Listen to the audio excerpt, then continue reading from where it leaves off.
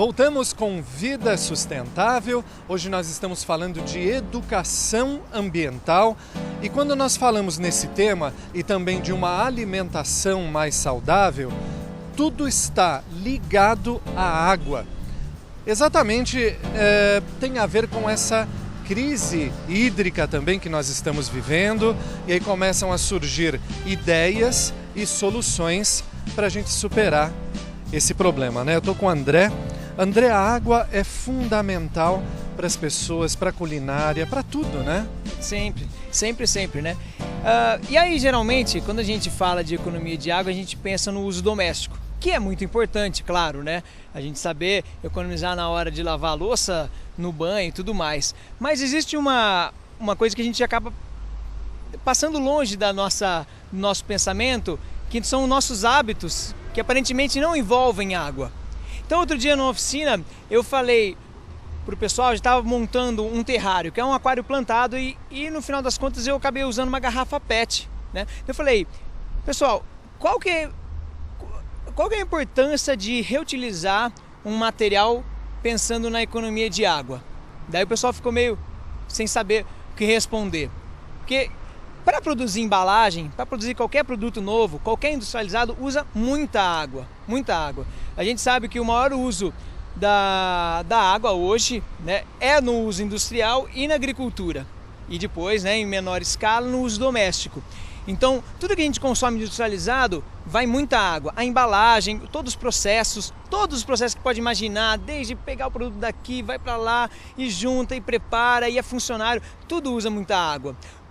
Na produção de carne, né, vai muitos litros, então naquele quilo de carne por trás tem muita água. A água que abasteceu a soja para virar comida para o boi, e o boi também toma água. Enfim, tem muita coisa envolvida nos nossos hábitos. Então, aquela expressão, o mundo é o que você come, é uma expressão muito verdadeira. Porque comer, né, se alimentar é uma coisa, é um hábito que a gente faz no mínimo 3 vezes por dia. Então, realmente, o reflexo dos hábitos alimentares são gigantescos, né, no mundo, o impacto que isso causa. Então, as nossas escolhas são muito importantes. Daí, consumir produtos in naturas, que a gente estava falando, né, durante essa entrevista, é muito importante porque, por mais que exista um consumo de água para produzir aquele alimento in natura, é muito menor do que o industrializado. O que a gente tem que imaginar também, que não é porque existe um consumo muito maior de indústria e da agricultura que a gente não faz parte desse problema. Na verdade, toda a água que é consumida está relacionada a nós, porque quem consome os produtos da agricultura e das indústrias somos nós. Então, geralmente o pessoal pensa assim, não, a água, a maior parte da água assim, que é consumida é para a indústria. Então, isso aqui, a gente não tem responsabilidade nenhuma. Mas quem consome os produtos da indústria? Somos nós.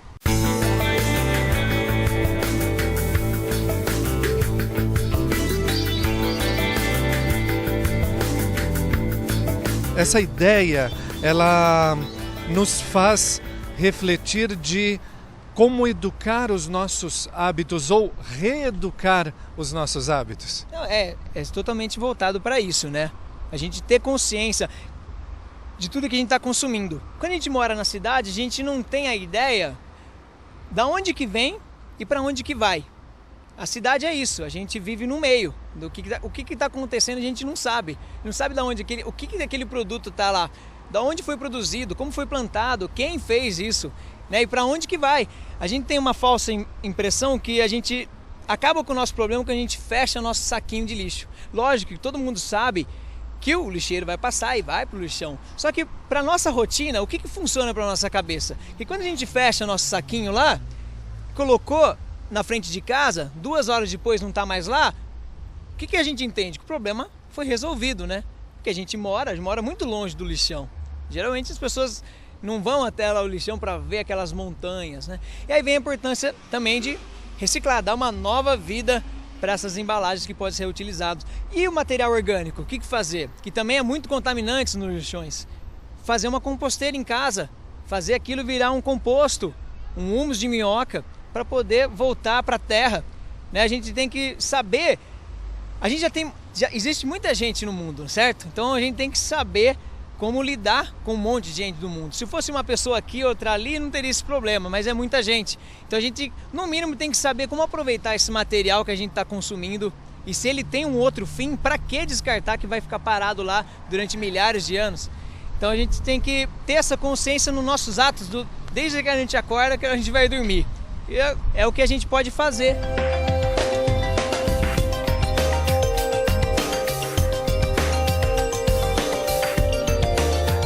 Olha, o André e a Andréia, que nós também entrevistamos, eles estavam contando que eles realizam oficinas em vários locais da capital paulista e de outras cidades também, justamente orientando as pessoas em relação a condutas que podem não só ajudar o meio ambiente, mas ajudar na saúde, ajudar em escolhas mais acertadas, mais ecológicas.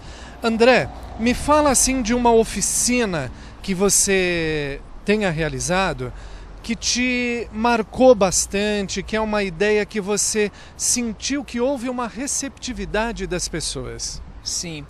Essa de alimentação, a gente mostrar possíveis substitutos, né, do açúcar, do leite, enfim, é muito gratificante, que a pessoa pode facilmente colocar no dia a dia dela.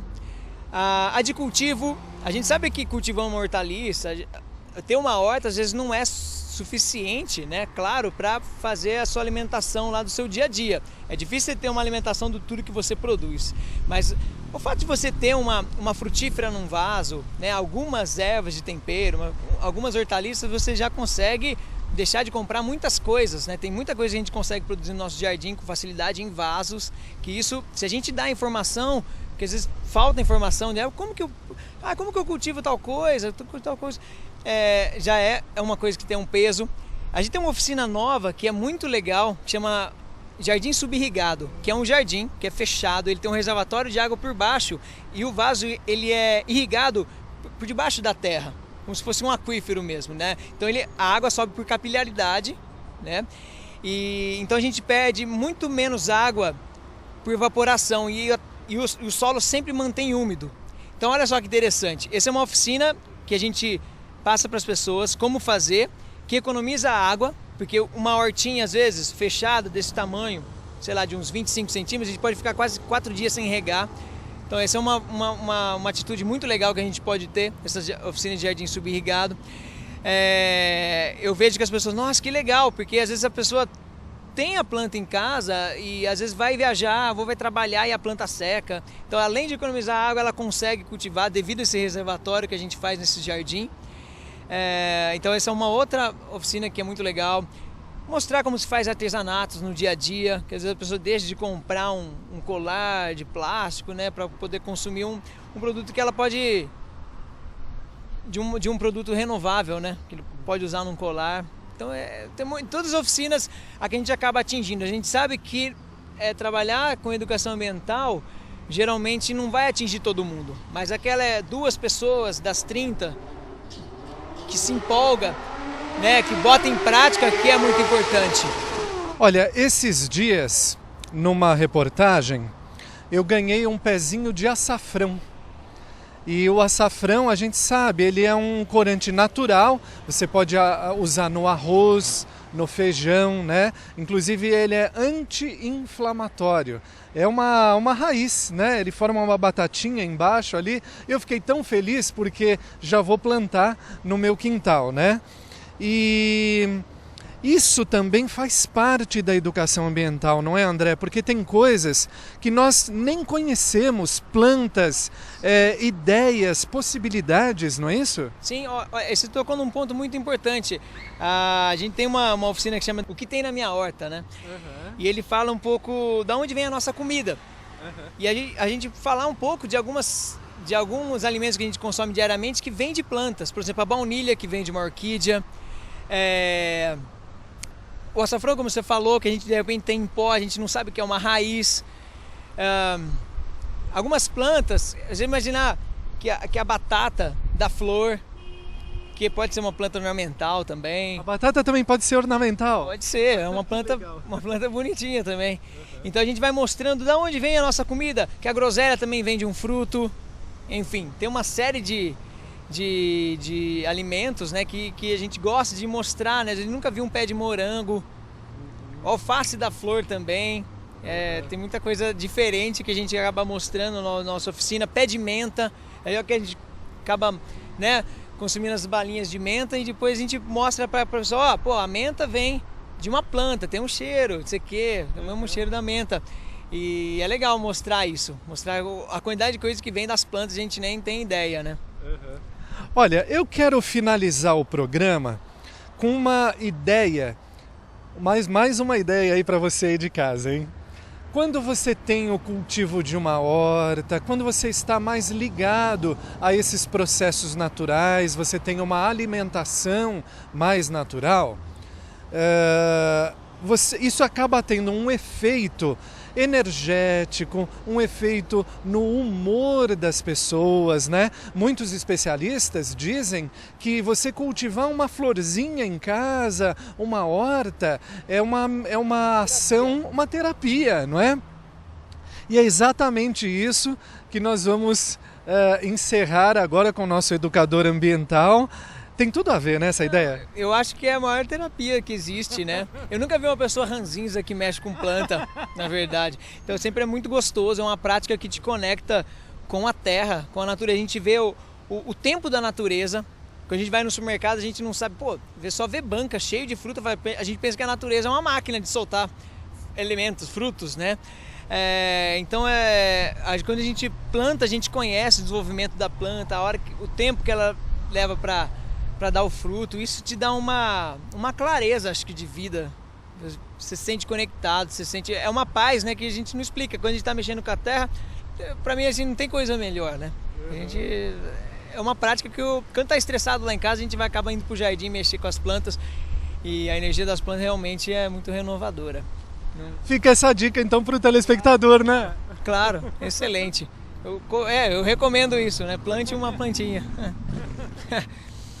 André, muito obrigado pela participação, viu? Agradeço também a Andréia e grato a você também aí de casa pela sua companhia.